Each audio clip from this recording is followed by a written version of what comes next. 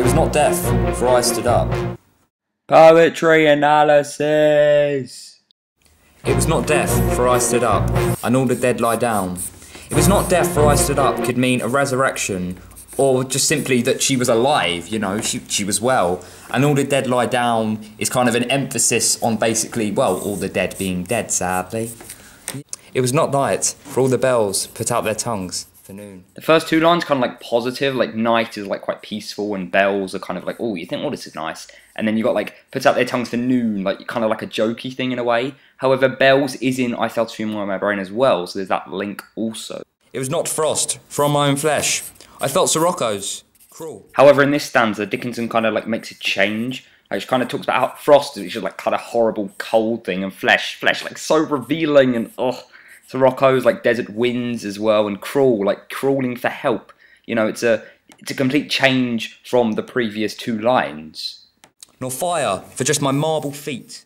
Now this part is like really interesting because it's like not fire can't keep her marble feet like cool. Now cool is if to say, oh, it's a hot day, I'm going to be cool, or cool is in, oh, you know, I'm cool, like look at me. It's most likely not that, but that's how ambiguous Dickinson was, and it's especially shown here, which is very interesting. And yet, it tasted like them all. The figures I have seen. Now this part like really shows how odd Dickinson was, like with her writing, like, and yet tasted like them all. Like what, love? You know, I don't think she ate people, I don't think she was a cannibal, and then you've got the figures I have seen. You know, can she see ghosts? I don't think so. You know, I think the part kind of shows, well, signifies, like, the effects of what the losses in her life had on her. Orderly for burial. Reminded me of mine. Okay, so we've got this image of a funeral again, maybe like I felt a funeral in my brain as well. However, you know, reminded me of mine. You know, is she dying or something? Is she reaching the end of her life? Has she had enough of this? You know, it's all ambiguous. As if my life was shaven and fitted to a frame. Well, she's obviously not shaving, so that's out of the equation. But the whole fitted to a frame, could this be linked to her reclusion? You know, horrible feelings, stuck, trapped, restricted. You know, it all links together again. Did not breathe without a key. And 'twas like midnight.